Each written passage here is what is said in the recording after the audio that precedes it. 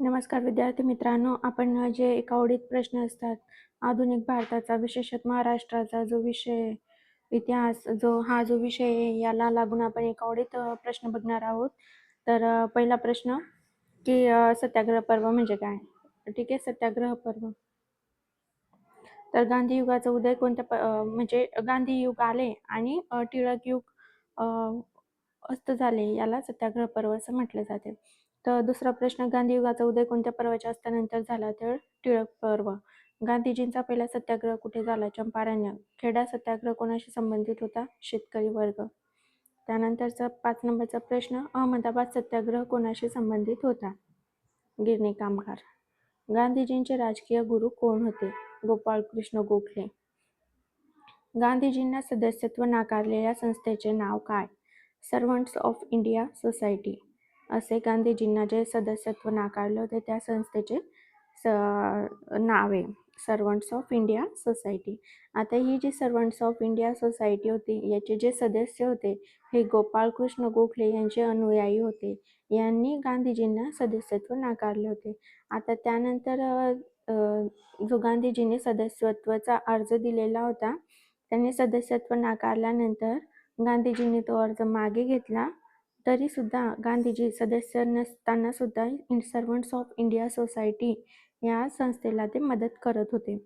त्यानंतरचा 8 नंबरचा प्रश्न, गांधीजींनी सदस्यत्व नाकारल्यानंतर काय केले? अर्ज मागे घेतला. 9 नंबरचा प्रश्न, गांधीजींनी आंदोलनाचे प्रमुख तंत्र कोणते? तर सत्याग्रह हे गांधीजींच्या आंदोलनाचे प्रमुख तंत्र आहे. 10 नंबरचा प्रश्न, रोलेट विधेयकांवर टीका करणारे पण कायदेभंग न करणारे नेते कोण? तर लोकमान्य टिळक. रोलेट आंदोलनाच्या वेळी टिळक कुठे होते? इंग्लंडमध्ये होते. तर इंग्लंडमध्ये ते काय करत होते? तर मजूर पक्षाशी मैत्री करण्याचा ते प्रयत्न करत होते.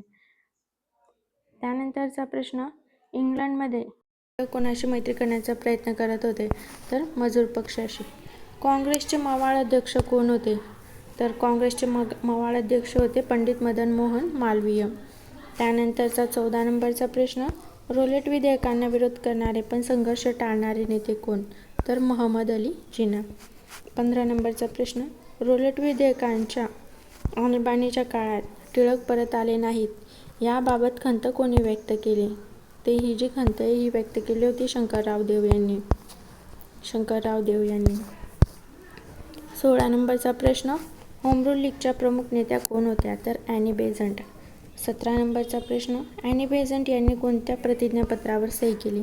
सत्याग्रह प्रतिज्ञापत्र. आता खूप वेळा हा प्रश्न येतो की सत्याग्रह प्रतिज्ञापत्र हे कोणी बनवले? तर सत्याग्रह प्रतिज्ञापत्र हे गांधीजींनी बनवले होते. तसेच ॲनी बेझंट या आयरिश महिला होत्या व त्या आयर्लंडच्या होत्या. आ लक्षात ठेवायचं, आयरिश, आयर्लंड. Annie Besant. नंतर ॲनी बेझंट यांनी कोणत्या आंदोलनाला विरोध केला? तर त्यांनी सत्याग्रह प्रतिज्ञापत्रावर सही केल्यानंतर रोलेट सत्याग्रह होतं, या रोलेट सत्याग्रहाला त्यांनी विरोध केला. डायआर्की म्हणजे काय? तर द्विदल राज्यपद्धती. डायआर्की म्हणजे काय? द्विदल राज्यपद्धती. 20 नंबरचा प्रश्न, काँग्रेसमधून बाहेर पडलेल्या मवाळ नेत्यांनी कोणता पक्ष स्थापन केला?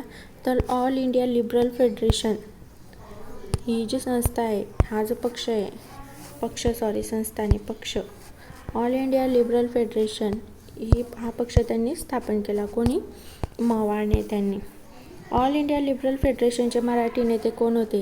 तर M.R. जयकर. M.R. जयकर हे ऑल इंडिया लिबरल फेडरेशनचे ते नेते होते. आता ही जी ऑल इंडिया लिबरल फेडरेशन आहे, यामध्ये जे मोहम्मद अली जिना होते, मोहम्मद अली जिना यांनी या ऑल इंडिया लिबरल फेडरेशनबद्दल एक वाक्य बोललेलं आहे, विधान केलं आहे. ते असं की सर्वच जण सेनापती पण एकही सैनिक नव्हता. हा जो पक्ष आहे याच्यात सर्वच जण सेनापती पण एकही सैनिक नव्हता, असे विधान मोहम्मद अली जिना यांनी केलेले आहे. त्यानंतरचा 23 नंबरचा प्रश्न, संस्थानिकांची संघटना कोणती होती? तर चेंबर ऑफ प्रिन्सेस. आता ही जी चेंबर ऑफ प्रिन्सेस आहे, या संघटनेला ब्रिटिश तर्जिनी संघटना म्हटले जाते. बघा, पुढचा प्रश्न मी तोच घेतलेला आहे. चेंबर ऑफ प्रिन्सेस कोणाच्या बाजूने होती? तर ब्रिटिशांच्या, म्हणजे ती ब्रिटिश तर्जिनी संघटना होती. त्यानंतरचा 25 नंबरचा प्रश्न, पंजाबमधील क्रांतिकारी संघटना कोणती? तर गदर पक्ष. त्यानंतरचा 26 नंबरचा प्रश्न की बंगालमधील क्रांतिकारी संघटना कोणती होती? तर युगांतर पक्ष. 27 नंबरचा प्रश्न गदर पक्ष कोणत्या प्रांताशी संबंधित होता? पंजाब. युगांतर पक्ष कोणत्या प्रांताशी संबंधित होता? बंगाल. 29 नंबरचा प्रश्न गांधीजींनी जून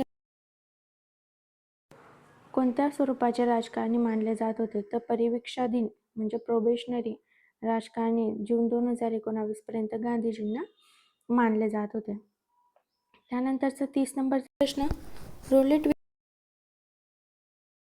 गांधीजींनी कोणता मार्ग स्वीकारला? तर सत्याग्रह मार्ग. गांधीजींना लोकमान्यता का नको वाटत होती? तर तीही एक शृंखला आहे असे गांधीजींचे मत होते. आता 32 नंबरचा प्रश्न टिळक व खाडिलकर मुलाखतीला काय महत्त्व आहे? तर टिळक आणि खाडिलकर यांच्या मुलाखतीला एक ऐतिहासिक महत्त्व आहे. 33 नंबरचा प्रश्न लोकमान्य टिळकांच्या अंत्ययात्रेच्या वेळी कोणत्या नेत्याची मिरवणूक निघाली होती? तर महात्मा गांधी यांची मिरवणूक निघाली होती. त्यानंतर 34 नंबरचा प्रश्न गांधी व टिळक यांच्यात कोणत्या गुणांबद्दल परस्पर आदर होता? ध्येयवाद, राष्ट्रभक्ती व आत्मसमर्पण भाव या गुणांबद्दल गांधीजी यांना आदर होता व टिळक यांना सुद्धा आदर होता. गांधीजी व टिळक यांच्या विचारप्रणाली कशा होत्या? भिन्न होत्या. त्यानंतर 36 नंबरचा प्रश्न रोलेट विधेयकांमुळे लोकशाहीच्या धोरणाचा विरोध हा रोलेट विधेयकांमुळे झाला. त्यानंतर 37 नंबरचा प्रश्न टिळकांनी गांधीजींची कोणती बाब ओळखली होती? तर सुप्त शक्ती व बलस्थाने ही टिळकांनी गांधीजींची बाब ओळखली होती. त्यानंतरचा प्रश्न 38 नंबरचा 1920 मध्ये टिळक कोणता विचार करीत होते? तर हिंदुस्थानातून बाहेर जाण्याचा विचार टिळक हे 1920 मध्ये करत होते. 39 नंबरचा प्रश्न गांधीजींनी अन्यायाविरुद्ध कोणत्या ठिकाणी यशस्वी सत्याग्रह केले? तर चंपारण्य, खेडा व अहमदाबाद येथे गांधीजींनी यशस्वी सत्याग्रह केले होते. 40 नंबरचा प्रश्न टिळक इंग्लंडमध्ये कोणत्या खटल्यानंतर थांबले? तर चिरोल खटल्यानंतर टिळक हे इंग्लंडमध्ये थांबले होते. यानंतरचे पुढे 40 प्रश्न आपण पुढच्या व्हिडिओमध्ये बघूया. धन्यवाद.